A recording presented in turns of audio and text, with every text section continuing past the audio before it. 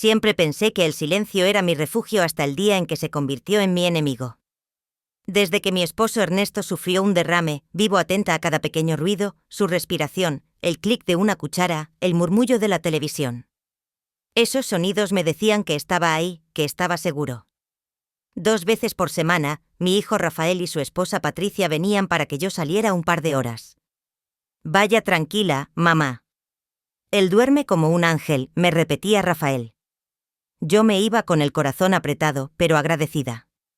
Ese jueves, sin razón especial, regresé antes. Al acercarme a mi portón vi a doña Clara, mi vecina, esperándome. No es de hablar mucho, por eso me sorprendió su expresión urgente. Doña María susurró: necesito contarle algo, pero prométame que no dirá que fui yo. Sentí un frío extraño. Dígame, por favor. Miró hacia los lados nerviosa. Yo coso en la ventana de arriba. Desde ahí veo el cuarto de su esposo. Cada martes y jueves, 20 minutos después de que usted se va, el auto de su hijo también se va y no regresa hasta poco antes de que usted vuelva. Me quedé inmóvil. Y Ernesto solo respondió bajando la voz. Quieto, con los ojos abiertos. La ventana queda abierta. Yo lo vigilo desde mi casa, pero no puedo entrar. Me da miedo su hijo. La imagen me golpeó como una bofetada. Mi marido inmóvil, mirando al techo sin poder pedir agua ni ayuda. La mentira de duerme como un ángel se rompió en 1000 pedazos dentro de mí. Gracias, doña Clara, alcancé a decir. Su valentía no se olvida. Entré en casa con un silencio distinto, uno que ya no protegía. En la sala televisión reía. En el cuarto Ernesto parecía tranquilo, pero yo veía otra cosa. Le besé la frente. Sus ojos me buscaron y sentí que entendía. Esa noche no dormí. La frase cada martes y jueves me retumbaba. Repasé todas las veces que agradecí a Rafael y Patricia, creyendo en un cuidado que tal vez nunca existió. No podía acusarlos sin pruebas. Negarían todo. Necesitaba verlo con mis propios ojos. No por venganza, me repetí, por Ernesto, por la dignidad de este hombre que me acompañó toda una vida. Cuando amaneció, el plan aún no tenía forma, pero sí un propósito: descubrir la verdad, aunque me rompiera por dentro. Cuando Ernesto volvió del hospital después del derrame, mi mundo se redujo a 4 paredes. Aprendí a bañarlo en la cama, a moverlo para evitar heridas, a darle de comer despacio sin atragantarlo. Dejé el coro, el grupo de oración, las visitas con amigas. Mi vida entera giraba alrededor de su cama. Al principio, Rafael y Patricia parecían comprender. Venían cada semana con bolsas de comida o flores para alegrar la casa. Patricia me decía: Sogra, usted se está desgastando, tiene que darse un respiro. Rafaela asentía. Mamá, también es nuestra responsabilidad. Confíe en nosotros. Yo dudaba. El sentimiento de culpa me apretaba el pecho con solo pensarlo. Como dejar a Ernesto aunque fuera unas horas. Pero ellos insistieron tanto que acepté. Patricia fue más lejos. 2 veces por semana, martes y jueves. Váyase a su grupo de oración a tomar café con sus amigas. Aquí no le va a faltar nada. El primer martes que salí, llamé a la 1:30. ¿Todo bien? Rafael contestó con voz tranquila. Perfecto, mamá. El papá está como un ángel dormido. Cuando regresé, ellos estaban en la sala viendo televisión y Ernesto en su cuarto aparentemente en paz. Me fui convenciendo de que era lo correcto. Esa rutina se volvió costumbre. Martes, grupo de oración. Jueves, café con las chicas. 3 horas de aire fresco para mí. Siempre que llamaba, la respuesta era la misma. Todo bien, mamá. Disfrute, usted lo merece. Y yo, ingenua, lo creí. En cada salida me repetía que tenía un hijo responsable, una nuera atenta, que no estaba sola en esta carga, que podía descansar un poco sin sentir que fallaba como esposa. No imaginaba que esas horas que me regalaban eran en realidad las horas en que desaparecían. Que la promesa de cuidar con cariño era una máscara perfecta para esconder un abandono silencioso. Si ahora cierro los ojos, puedo recordar el momento exacto en que mi gratitud empezó a construirles una coartada. Cada gracias mío era un ladrillo en la muralla detrás de la cual ellos vivían su libertad mientras Ernesto quedaba solo. Yo no sabía que doña Clara desde su ventana ya había visto esa muralla levantarse, que contaba los minutos entre mi partida y la de ellos, que guardaba el peso de un secreto que le quemaba el pecho. El día que ella habló conmigo, su voz temblaba. Cada martes y jueves, dijo. Esa frase se incrustó en mi cabeza como un eco imposible de callar y de pronto cada salida pasada se llenó de sospechas nuevas. Ese jueves, cuando me contó la verdad, no discutí con Rafael ni con Patricia. No hice escándalo. Sonreí como siempre cuando entré y los vi frente a la televisión. ¿Cómo estuvo todo?, pregunté. Tranquilo, sogra. Dormía todo el tiempo, respondió Patricia. Yo asentí, pero dentro de mí algo se quebró. Esa sonrisa mía fue la última que les di sin disfraz. En silencio empecé a pensar en cómo y cuándo iba a poner su promesa a prueba. Doña Clara siempre fue una vecina discreta. Vivía sola desde que enviudó y casi nunca salía de su casa, salvo para ir al mercado los sábados por la mañana. La saludaba desde mi portón y ella respondía con un gesto amable. Pero nuestras conversaciones nunca pasaban de un buenos días. Por eso, cuando la vi aquel jueves esperándome con los labios apretados y las manos aferradas a su bolso, supe que lo que tenía para decirme no era cosa pequeña. Doña María empezó en voz baja. Necesito contarle algo, pero prométame que no dirá que fui yo. Le prometí, aunque el corazón me latía tan fuerte que casi no escuché el resto.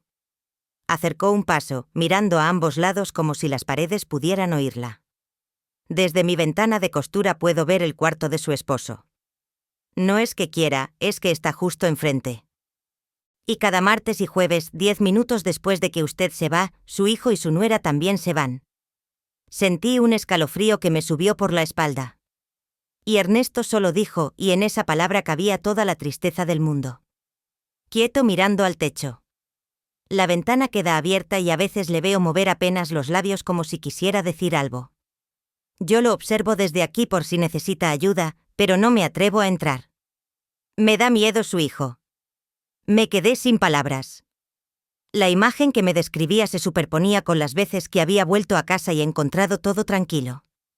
Ahora entendía. El silencio no era paz, era abandono. Gracias, doña Clara, logré decir. Lo que hizo no es fácil. Ella suspiró como si soltara el secreto le hubiera quitado un peso y se retiró lentamente a su casa. Yo, en cambio, entré a la mía con un peso nuevo, uno que me apretaba el pecho. Rafael y Patricia estaban en la sala viendo un programa de comedia. Mamá, ya de vuelta, ¿cómo estuvo el café?, preguntó Rafael. Bien, hijo, respondí con una calma que no sentía.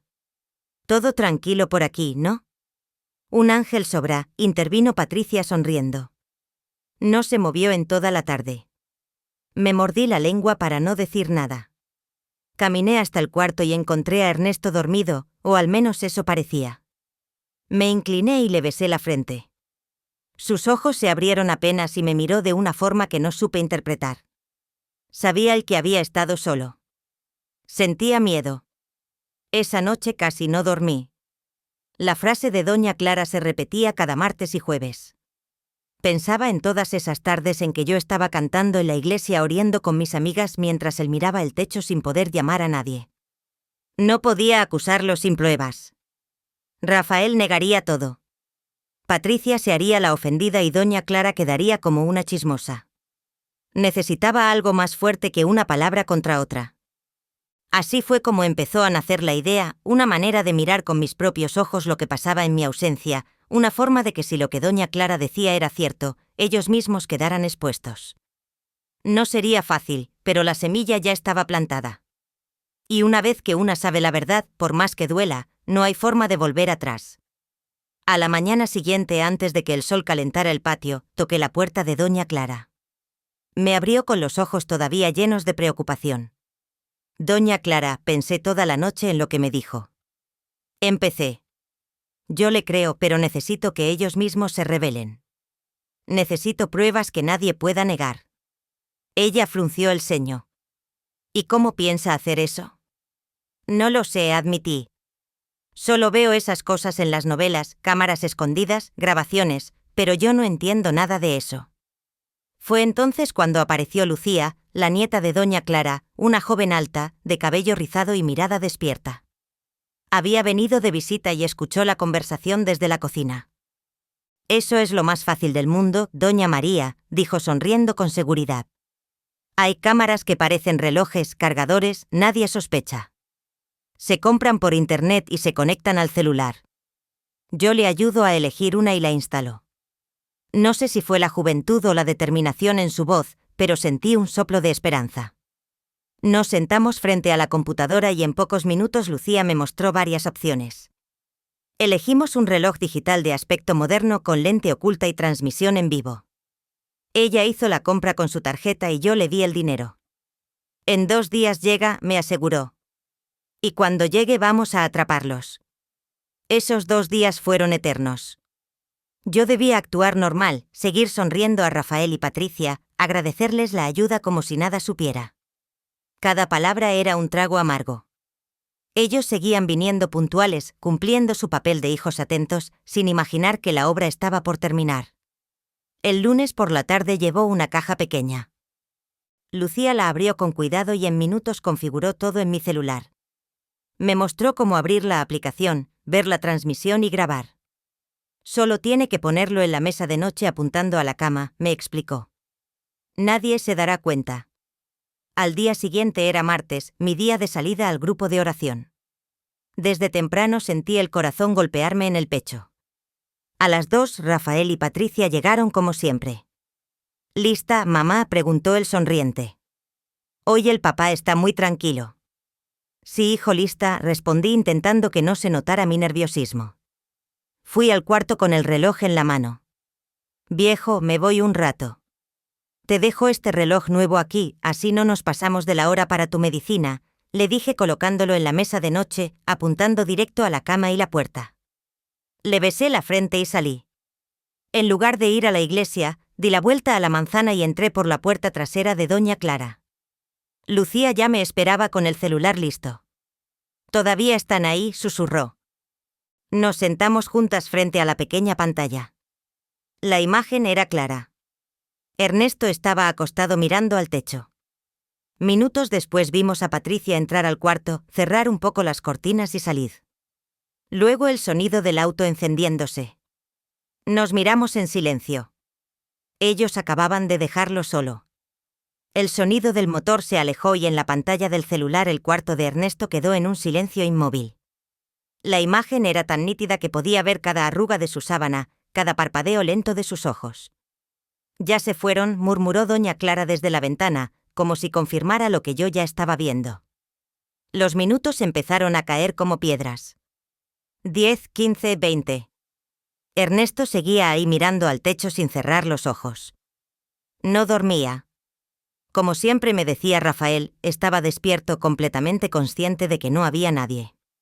De pronto lo vi mover apenas la mano derecha, un esfuerzo torpe, como si buscara alcanzar algo. Sus labios se abrieron un poco, formando un gemido mudo que ni siquiera el micrófono captaba. Lucía, con la voz baja, susurró: «Creo que quiere agua». Mi garganta se cerró. Si en ese momento sufría un dolor, una urgencia, no había quien lo ayudara.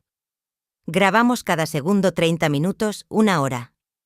En todo ese tiempo ni un alma entró al cuarto, solo el leve movimiento de sus ojos, a veces hacia la puerta, a veces hacia la ventana, como esperando que alguien apareciera. «Esto es abandono, doña María», dijo Lucía con un tono que mezclaba rabia y tristeza. «Y ahora tenemos la prueba». Pasó 1 hora y media. El reloj en la mesa, irónico en su función, marcaba el tiempo exacto de su soledad. Mi corazón estaba hecho un nudo, pero me obligué a seguir mirando. Necesitaba que quedara registrado, que no quedara duda. A las 4:40, tal como doña Clara había dicho, el sonido del motor volvió. Vimos en la pantalla cómo la puerta del cuarto se abría. Patricia entró con bolsas en la mano, dejó una en el suelo y encendió la luz. Su voz, perfectamente clara por el micrófono oculto, me atravesó como un cuchillo. «Pronto, suegrito, la bruja mala ya viene». Y se rió. Una risa seca, burlona, como si mi presencia fuera una broma. No me moví. La rabia me quemaba por dentro, pero era un fuego frío calculado. Lucía detuvo la grabación y la guardó en una carpeta especial. Aquí está todo, dijo mostrándome la pantalla, vídeo y audio. Nadie podrá negarlo. Me quedé mirando a Ernesto en la grabación aún inmóvil, recibiendo la luz de golpe como si fuera una ofensa más. Comprendí que lo que habíamos hecho no era solo conseguir pruebas. Habíamos abierto una herida que ya no se podía tapar. Esa noche, de vuelta en mi casa, los saludé como si nada.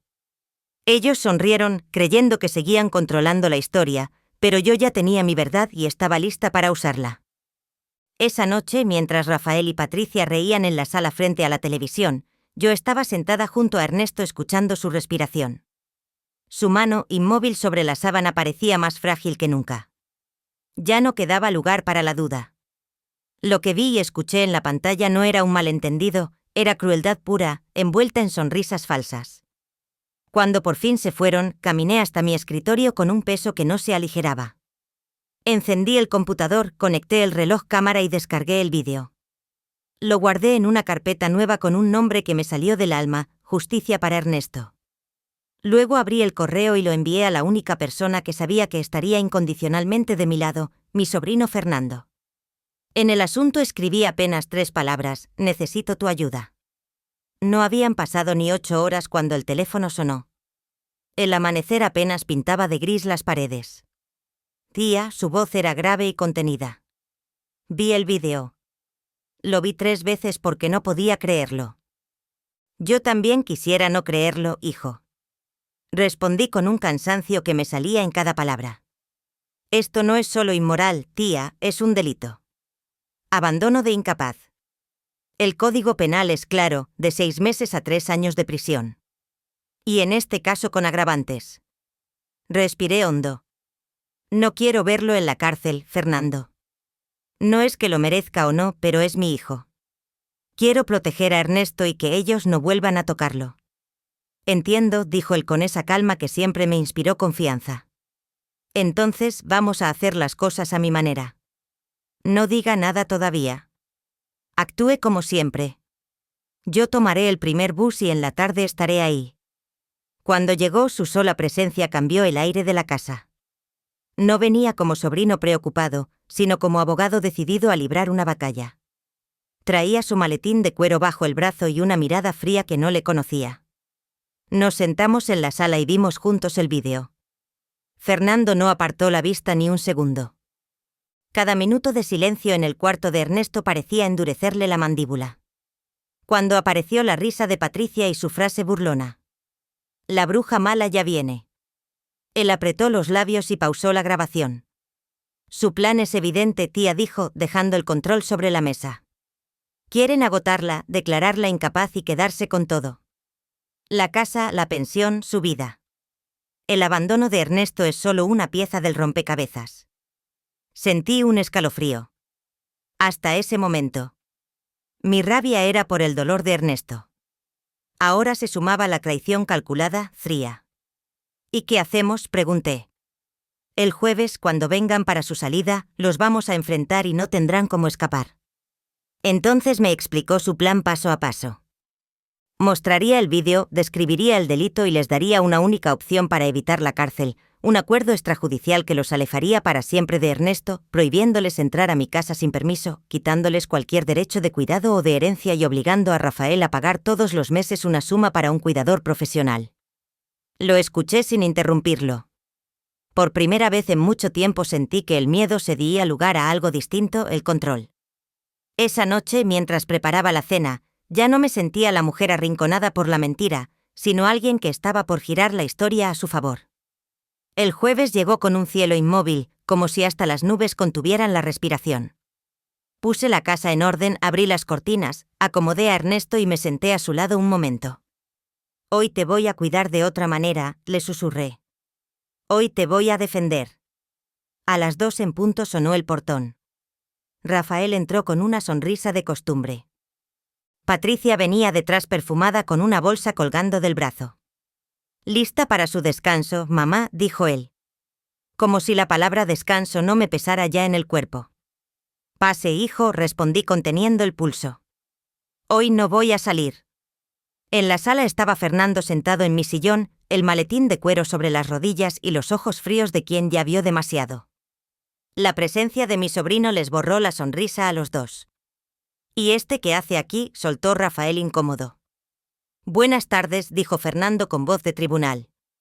«Siéntense, por favor, tenemos algo muy serio que conversar». Se miraron entre ellos, nerviosos. Patricia se cruzó de brazos. «Sogra, otra vez drama», intentó. «Hoy hablaremos de hechos», dijo Fernando abriendo el maletín, «y de delitos». Tomó mi tablet, conectó el vídeo y apretó play. En silencio vimos a Patricia entrar al cuarto de Ernesto, correr un poco las cortinas, salir. Luego el sonido del motor alejándose. Minutos de nada, de pura soledad. Rafael trabó saliva. Patricia empezó a mover el pie inquieta cuando apareció su voz en la grabación.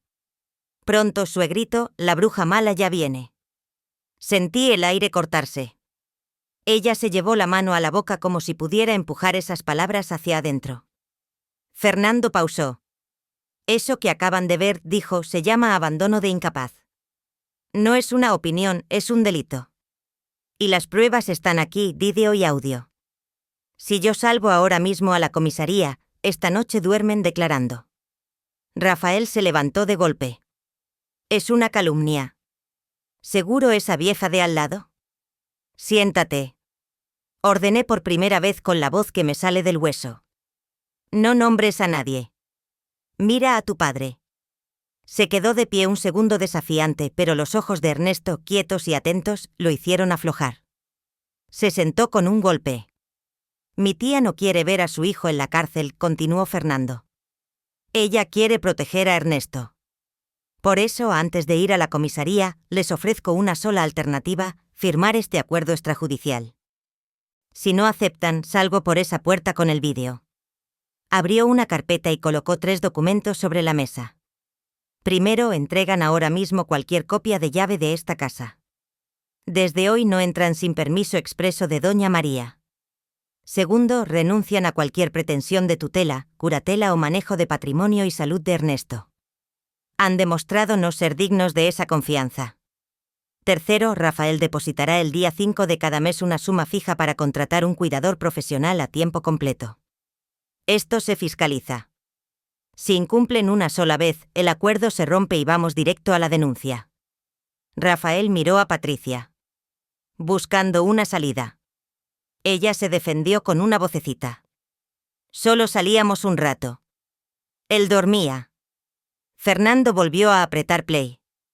En la pantalla Ernesto abría y cerraba los ojos, mirando a la puerta, moviendo apenas la mano en un esfuerzo inútil. No había sueño, había abandono. Patricia bajó la cabeza. «¿Cuánto?», gruñó Rafael rendido.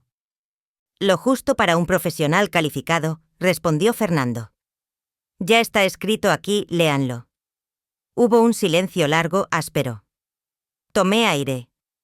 Me temblaban las manos, pero no la voz. «No voy a discutir», dije. «O firman o se atienen a la ley». Rafael cogió la pluma. Le temblaban los dedos. Firmó. Patricia tardó unos segundos más. Una lágrima le corrió el rímel, pero también firmó las llaves. Pidió Fernando extendiendo la mano. Rafael sacó el llavero y con un gesto brusco desprendió la copia. El metal cayó sobre la mesa con un sonido que me pareció un cierre.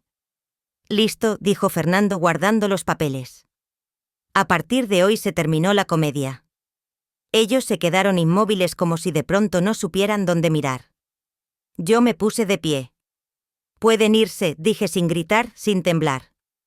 «Aquí se cuida a Ernesto de verdad». Caminaron hacia la puerta con los hombros hundidos. Cuando el portón se cerró, las piernas se me aflojaron y me senté. Todo el coraje que me sostuvo se convirtió en cansancio. Fernando apoyó su mano en mi hombro. «Lo hizo, tía». «Ya está». Fui al cuarto. Ernesto me esperaba con esa paciencia de hombre bueno. Le tomé la mano. «Ya pasó, viejo». Susurré. «Hoy ganamos un poco de paz». No fue una victoria alegre, fue una victoria necesaria, con gusto a metal y a lágrimas secas. Pero en ese silencio nuevo por primera vez en mucho tiempo, sentí que el silencio estaba de nuestro lado. La tarde después del acuerdo, la casa quedó distinta. No cambió un mueble ni una cortina, pero el aire pesaba de otra manera. Caminé por el pasillo en silencio como si acabara de despedir a un muerto. No lloré. A veces el llanto no sale porque la pena se acomoda honda en un lugar donde no hay lágrimas, solo eco. Esa noche preparé la cena de Ernesto con movimientos lentos, casi ceremoniales. Le mojé los labios, le conté que todo había terminado. «Estamos a salvo», le susurré. Él me miró con esa atención que aprendí a leer con los años. Una mezcla de cansancio y agradecimiento. Dormí en la poltrona al lado de su cama con la luz bajita, como si temiera que el pasado pudiera entrar por la puerta. Al día siguiente, Fernando se quedó a mi lado. Ordenamos papeles, llamamos a una agencia y agendamos entrevistas. «Tía, ahora necesitamos profesionalizar el cuidado. Usted no puede seguir sola», repetía. Asentí. No era una derrota, era un acto de amor hacia mí misma y hacia Ernesto. La casa sin Rafael y sin Patricia parecía más grande y más vacía. Me sorprendió extrañar incluso sus ruidos. La llave girando, la bolsa golpeando la mesa, la risa falsa de la televisión. El silencio volvió, pero no era el mismo. Ya no era enemigo, tampoco amigo. Era un huésped nuevo que yo tendría que aprender a tratar. Vinieron 3 candidatas. Escuché historias, miré manos, busqué ojos que hablaran con respeto. La tercera fue Lucía, no la nieta de doña Clara, sino la cuidadora que la agencia nos envió. Mujer de 50 y tantos, voz serena, espalda fuerte. Traía un cuaderno y una pregunta precisa. ¿Qué lo calma y qué lo altera? Me gustó esa forma de mirar a Ernesto como un hombre y no como un caso.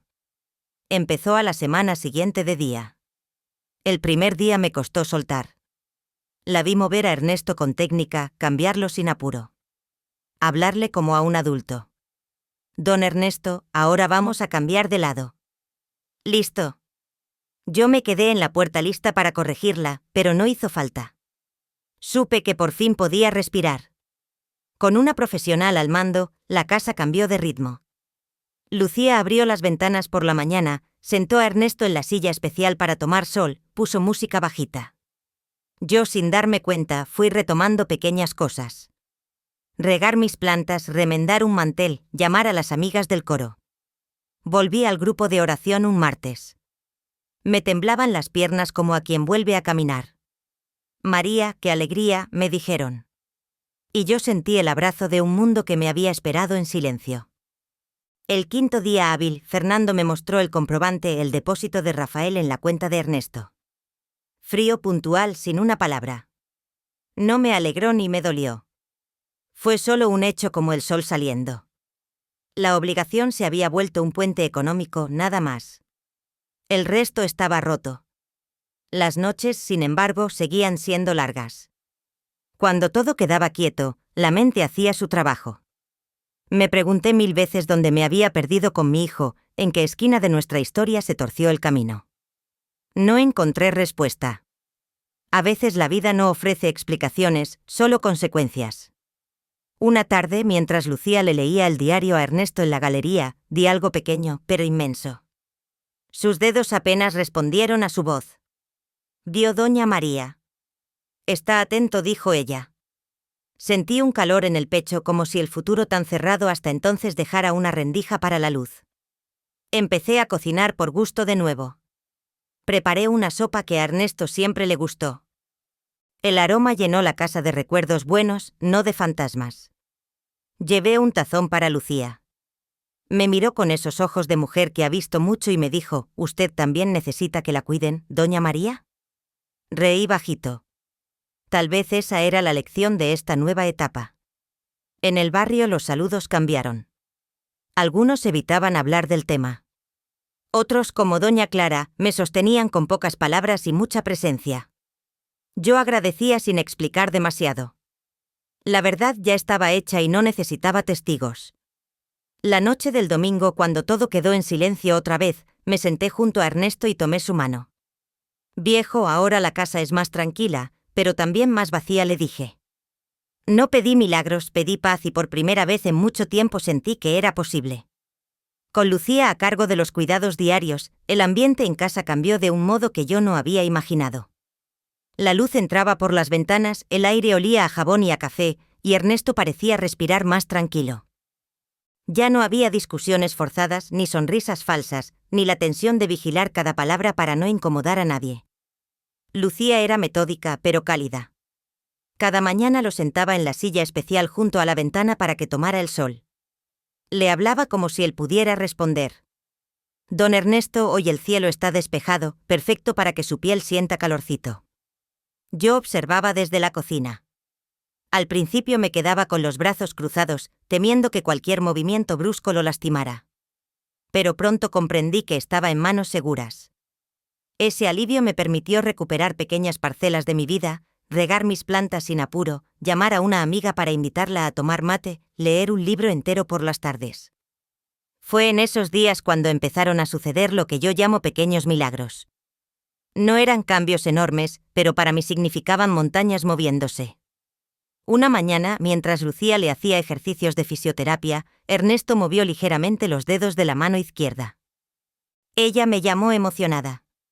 «Venga a ver, doña María, esto es respuesta voluntaria». Me acerqué, le tomé la mano y sentí ese leve apretón. Era casi imperceptible, pero ahí estaba. Me llevé la mano al pecho para sostener el corazón que quería salirse. Los ejercicios continuaron y con ellos nuevos signos. Giraba el cuello con más firmeza para mirar por la ventana. Su expresión se volvía más atenta cuando alguien le hablaba. Hasta la mirada se había encendido de un brillo distinto. Yo me sentaba a su lado y le contaba historias del barrio y notaba que seguía cada palabra. Mientras tanto, el depósito mensual de Rafael llegaba puntual, frío, sin una llamada, sin una nota. Lo revisaba solo por rutina. Ya no esperaba gestos ni disculpas.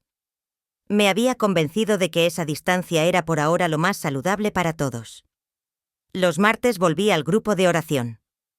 Al principio temí las miradas, los murmullos, pero cuando entré mis amigas me abrazaron con tanto cariño que entendí que no necesitaba dar explicaciones. «Estamos rezando por vos y por Ernesto», me dijeron, y sentí que esas oraciones nos envolvían. Un jueves acepté volver al coro de la iglesia. La primera nota me salió tímida, como si mi voz hubiera olvidado el camino. Pero a medida que cantaba, sentí que algo en mí se enderezaba. No cantaba solo por fe, cantaba por mí, por recuperar partes que había dejado guardadas durante demasiado tiempo. En casa las tardes eran diferentes. Lucía leía el diario en voz alta para Ernesto y yo me unía a veces comentando alguna noticia recordándole partidos de su equipo favorito. Una tarde, mientras ella le contaba una jugada, él emitió un sonido, un murmullo breve, pero con intención. Me quedé inmóvil como si el tiempo se detuviera. Era la primera vez en años que su voz se asomaba, aunque fuera débil. Lloré en silencio, acariciando su mano. Tal vez no volveríamos al pasado, pero esos gestos me confirmaban que había vida en él, que mi esfuerzo y el de quienes ahora lo cuidaban de verdad estaba dando frutos.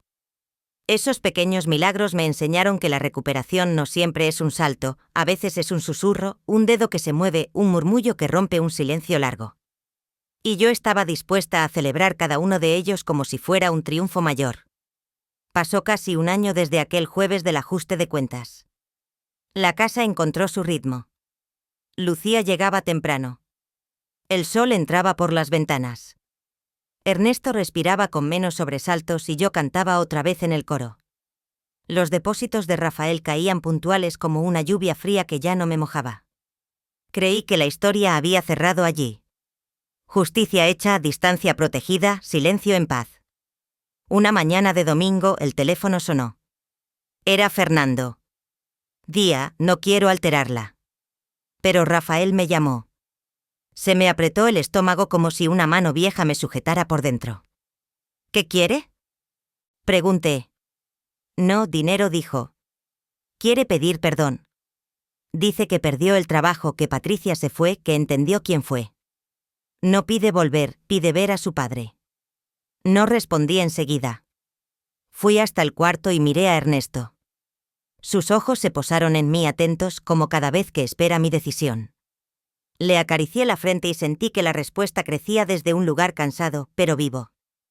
Dile que venga el domingo a las 3 solo y que venga a escuchar, no a justificarse.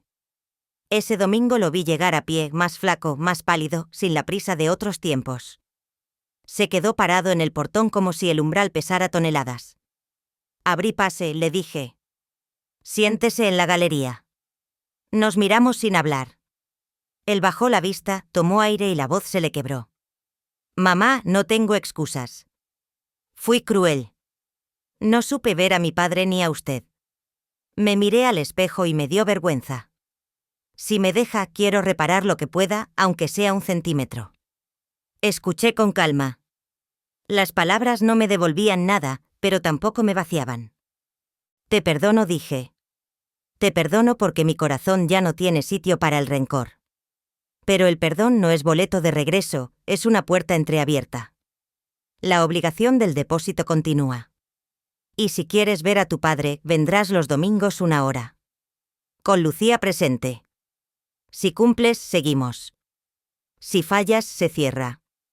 Rafael asintió como quien recibe una sentencia justa. Gracias, mamá, es más de lo que merezco. Ese mismo día, Lucía preparó el cuarto, puso la silla junto a la ventana. Don Ernesto, hoy tenemos visita, anunció con una dulzura firme. Rafael entró sin perfume y sin prisa. Se sentó despacio a la altura de la mirada de su padre. Hola, viejo, dijo bajito. Soy yo. No hubo respuesta, solo esos ojos son dos que han aprendido a decir lo que el cuerpo calla. Rafael sacó del bolso un diario arrugado. ¿Se acuerda cuando me llevaba a la cancha? Sonrió con timidez. Ganamos por penales en el 94. Usted gritó tanto que la vecina llamó a la policía. Leyó una crónica, le mostró una foto vieja en el celular. Había en su voz una humildad nueva, una paciencia que yo nunca le conocí. Lucía se mantuvo cerca, discreta, como orilla de río. Los domingos se volvieron puntuales. Llegaba, se lavaba las manos, saludaba, se sentaba. A veces le leía a Ernesto, otras le hablaba de los nietos sin adornos. No buscaba mi mirada aprobadora, buscaba la de su padre. Yo observaba desde la puerta con un cuidado que ya no era desconfianza, sino una vigilancia amorosa. Podía sentir que algo se ordenaba lentamente, como cuando uno vuelve a aprender a caminar. Una tarde de otoño, la luz entraba tibia y Lucía preguntó si querían escuchar música. Puso un bolero suave. Rafael tomó la mano de Ernesto con respeto, no con prisa. Viejo, si me estás oyendo, dijo, perdón, no vengo a borrar nada. Vengo a quedarme en lo que se pueda. Yo estaba a un paso con un vaso de agua. Entonces sucedió lo imposible. Ernesto giró el cuello con esfuerzo, cerró los ojos como quien empuja una piedra enorme y dejó escapar un sonido áspero, viejo, verdadero. No fue un canto ni un grito, fue una palabra. Hijo. Rafael se quedó inmóvil como si el mundo lo hubiese tomado por los hombros. Los ojos se le llenaron de lágrimas que no pidió permiso para soltar. Se inclinó, le besó la mano y lloró sin hacer ruido, como se llora cuando uno entiende por fin el tamaño de su propia sombra. Yo apoyé la espalda en el marco de la puerta para no caer. Sentí que toda la casa respiraba distinto, como si el techo se hiciera un poco más alto. Lucía sonrió con esa alegría prudente de quien atestigua un milagro y sigue trabajando. No hubo discursos, no hizo falta. El perdón ya estaba nombrado desde la boca más importante, la de un hombre que estuvo años sin voz y decidió gastar la suya en una sola palabra. Desde ese día, Rafael siguió viniendo. No faltó, no exigió, aprendió a la estar. Mi vida no volvió al día en que todo era sencillo. Ya no pretendo eso. Ahora canto en el coro con una voz que sabe de silencios. Riego mis plantas, tomo café con mis amigas y cuando cae la tarde me siento junto a Ernesto a contarle el mundo con calma. Él me responde con la mirada, con un dedo que se mueve, con un murmullo que a veces vuelve a ser palabra.